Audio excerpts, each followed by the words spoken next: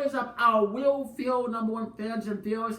This is Scott Kisegale, Will Feel #1, and today I'm going to give you my recapping review of Mayans M.C. Season 2, Episode 9, entitled Itzam-Ye. It was directed by Kevin Dunn, and it was the penultimate episode before the Season 2 finale. And what a penultimate episode it was. I loved everything about this episode.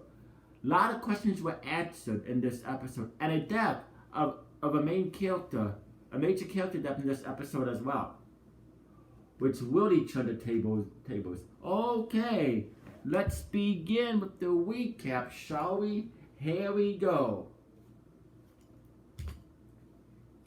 Alright. The truth hurts. In the aftermath of the ambush at the sit-down that supposedly hammered out a gun deal between the Sons of Anarchy, the Mayans, and the Vatos Malditos, Bishop and the rest of the members end up by Wiz's bedside as he clings to life after being shot several times. Coco gets discharged from the hospital almost immediately with a patch over one eye and estimations from the doctors that he may get his vision back or he may remain with a 60% impairment as a result of the damage he sustained in the firefight with the Vatos. Obviously, Coco wants blood, but Bishop is forced to sit down with the other kings of the Mayans in charter before any retaliation can be dished out. Meanwhile, Easy and Angel are receiving text messages from Lincoln Potter requesting information that will give him clarity in the real situation happening with Miguel Galindo, the rebels in Mexico, and a new politician named Palamo. Potter is convinced that Galindo is double-crossing him, but he can't prove it. So he tasks the Wade boys into finding information. So he offers a measured response. Easy and Angel get called into a meeting with their father Felipe, who begins to lay out the truth about his former job as a federal in Mexico and how he ultimately ended up working for Jose Galindo as protection for his lucrative cartel. Felipe explains that some of the history to his sons, including how he got into his business with Galindo in the first place after a person in one of his investigations got killed, and the cartel leader helped clean it up so no one was ever the wiser. Felipe promises to tell his sons the rest of the story along with putting the puzzle pieces together about the mother's murder. That once everybody involved in the story can meet at his house later that night. Felipe says there's another key component missing, but he plans to orchestrate a meeting between all the parties later so they can finally deal with this as a family rather than each of them attacking it from different angles. And finally, Miguel Galindo has known for weeks that his wife Emily was keeping something from him, but he's never been able to ascertain what that might be. He knows the way his family has something to do with all her secrecy, but even that remains a mystery because she's not saying much these days. In an attempt to bridge the gap, Miguel finally comes clean about his business with the dealings with Adelita, Palamo, and his current plan to blackmail his way out of a deal with Lincoln Potter. After discovering the woman he left behind in Mexico with a child that likely belongs to him, according to Miguel, she was a star witness in one of Potter's first major cases in Mexico, but he ended up falling in love with her. An agent carrying a relationship with an important witness poisons the entire case as if Miguel brings this to light. Potter's conviction would undoubtedly end up back in the courts, and he would almost assuredly get pulled from the detail in Mexico. For now, Miguel is holding on to this information until he finds the right time to use it. He then asks Emily to come clean with him about about everything she's been keeping secret, including the suspicion that she had the city planner's assistant killed. In order to secure the winning bid on the Argo Park contract, Emily refuses to give up of anything while telling her husband yet again that Marlon's death was a suicide and she had nothing to do with it. Ultimately, Emily ends up storming out of the office as Miguel is left wondering what she's doing behind his back in order to find answers. So Miguel asks Alvarez to do some digging of his own, which may lead him into a conflict with his former family and leave the Mayans. I'm really looking forward to see how that plays out in the season finale. And then let's go to war. This is where it gets really interesting and bizarre. Bishop meets with the other heads of the Mayans Empire as they discuss what needs to be done following the battles. Ambush that the one member nearly losing his sight and another in intensive care, clinging onto life in the hospital. As much as the club wants retribution for the outrageous actions of the Vatos, the reality is that they were lashing out after 9 of their members were killed by the Mayans. Of course, Bishop reminds his fellow kings that Vatos disrespected them by coming into their backyard and setting up shop without ever bothering to ask permission. Still, they are forced to remind Bishop that the deal with the Irish guns is worth millions and will stabilize Mayans charters all over the country.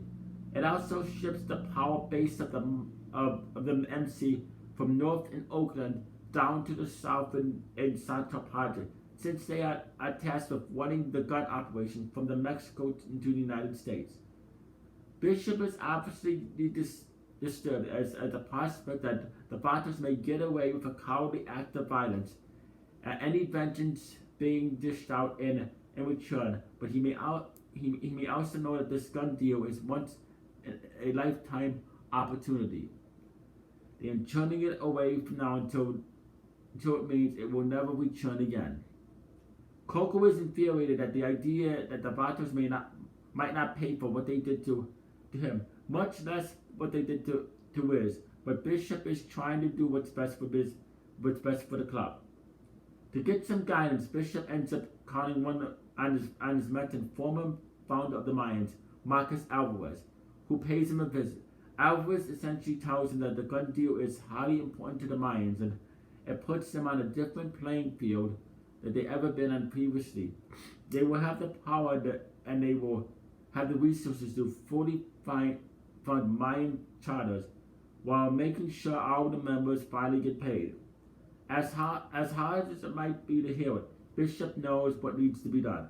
Before leaving, Al Pacino stops to have a conversation. Before leaving, Al Pacino stops to have a conversation with Easy Ways to quietly grill him about his relationship with Emily Galindo and perhaps his involvement in the death of the city planner's assistant. While Easy doesn't lie, he stops short of telling Alvarez the truth, but adds if Emily needed him, he would answer her call, and if Galindo's new white hand man wants further answers, he's going to have to talk to her. Back at the hospital, Pazza is torn up watching Wiz suffer while Creeper stays by his bedside the entire time. Pazza answers Creeper's question about his past with the Vatos and his relationship with that MC be joined. Sorry about that. And his relationship with that MC before he joined the Mayans. Pazza is hesitant to say too much, but it seems clear that part of the grudge that's being carried stems back to his dealings with the Vatos, club president who called him out as a traitor during their meeting a couple of days earlier. Later that night, Bishop finally calls a vote to decide if the club will dish out vengeance against the Vatos, or let it stand so they can go into business together to help win the Irish guns. While several members are itching for payback, including Angel and Coco, the vote ultimately goes the other way, and Bishop serving the final vote to say the Mayans won't be retaliating. Coco is enraged, especially considering he may never ever write again if his eyesight doesn't return to normal. Angel is utterly confused because a member being cut down by a rival MC seems like the easiest decision for vengeance in history, but yet they have to dish out, yet they dish out nothing. Back at the hospital, Taza gets word of the decision before sending Creeper home to get some rest after he's been by Riz's bedside the entire time. Taza then breaks down in tears as he kisses Riz's head before apologizing to him. As he tightens the breathing tube that's helping him to stay alive. A few seconds later, the pass and Riz goes into to a rest with doctors. There's rushing in to save his life. Taza acts as if he has no idea what just happened. The doctors are unable to revive Riz, and he dies on the table. Word then reaches out to the clubhouse that Riz has died, which immediately puts Bishop on par with the rest of the members. He's notifying the Mayans kings that Santa Pazza Chapter is going to war with the Vatos Malditos. Taz's betrayal by killing a brother was not only shocking, but obviously leaves a lot of questions about why he would be willing to murder Riz in order to strike down any possible peace with his former MC in Mexico. It seems almost certain that Taza has some skeletons in his closet, but that doesn't want to get unburied, which could easily happen if the Mayans are coordinating ones with the Vatos Malditos week to week. Instead, Taza kills a fellow Mayan, which lights the fuse to a war that will undoubtedly explode in the season finale. I'm really looking forward to seeing how that turns out. And then, this is where it gets super major interesting. Doing even more. A woman scored. Easy Ways had his life changed that the night he found his mom murdered on the floor of the family's butcher shop, and that he gave chase to the shooter, which in turn led to the accidental death of a police officer that landed him in jail for the better part of the decade. Ever since Easy was released, he's been trying to find the answers as to why his mother died that night, and much of the Mayans M.C. Season 2 has been spent with him digging into his father's former life and how that tied back to the murder. At this point, Easy knows that Happy Lowman from the Sons of Anarchy carried out a hit, but was just a paid gunman. Happy then led Easy to the payments. Made a few different Sons of Anarchy charter that led him to the Ways butcher shop, where he was supposed to kill Felipe and his wife Marisol that night. Easy then worked with Emily Galindo to find the corresponding numbers from the Sons of Anarchy ledger, which then tracked back the family accounts belonging to Jose and Dita Galindo. After months of questions, Felipe finally gathers everybody in one room after calling on Dita to assist him in bringing Emily to this meeting. Dita does as she's asked, and she assists Emily escape Miguel's watchful eyes so she can sit down with the Ways family as requested. Once they meet, Felipe laid out the reality of his life in Mexico, which included a long-term affair with Dita Galindo, following the death of her first child, Gustavo. Felipe says, following the child's death, Jose was checked out of the relationship, and Dita turned to him for comfort. He eventually severed ties with her and then fell in love with the woman who would become his wife. After Felipe's wife became pregnant, he knew it was time to leave Mexico, and so they relocated to the United States to start a new life together. Emily then confirms the checks were written match the information provided by Happy that proves the money paid to hire a hitman came from Galindo family accounts. The checks were signed by Dita Galindo, but Felipe and Easy and Angel all have to believe it came from orders from Jose and he just used those accounts to cover his checks. That then begs the question: how did the Galindo cartel find out about Felipe and Marisol living in Santa Padre? It doesn't take Emily long to figure out that they believe Miguel must have been behind it. He discovered Felipe and Marisol and reported back to his father, who then carried out the hit against the Wade families. Emily is immediately enraged while telling them that there's no way Miguel would have been involved, and she wants assurance that nothing will happen to him.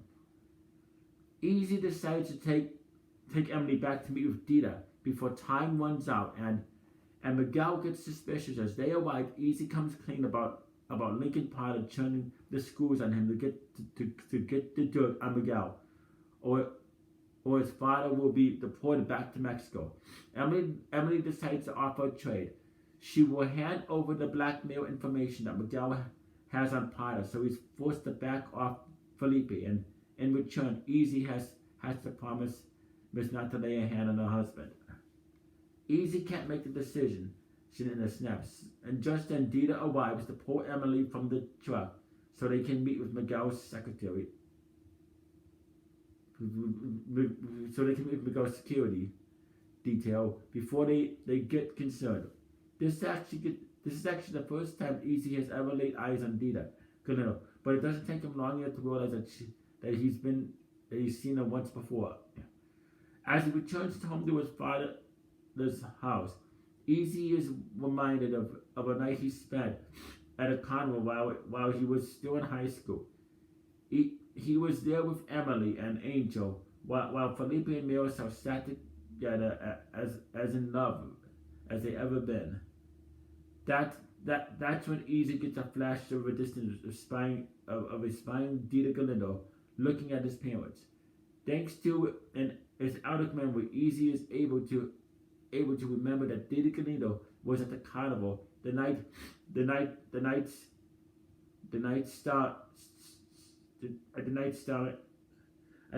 starring at his parents before she was pulled away by her son. Miguel, who had no idea that his mother just saw some ghost from her past. Now Easy knows for certain that it was Dita Galindo who ordered the hit on his parents, which is to why payment was made from the family account, and it also explains why another hit was never attempted. Unlike Jose or Miguel, who would require blood as payment, Dita has no way to follow up on her orders, because she was obviously doing this covertly behind her son and husband's back. Felipe is obviously devastated to think a woman he once cared about was responsible for his wife's death, and to make matters even worse, he now knows that Miguel Galindo is actually his son. That's one of the secrets that did not get revealed. Now Easy, Angel, and Felipe all have proof that Dita Galindo ordered the hit and that got Mirosel Reyes killed. But what exactly can they do with that information? Striking back to the Galindo matriarch is almost guarantees that the entire Reyes family will be wiped out of an instant.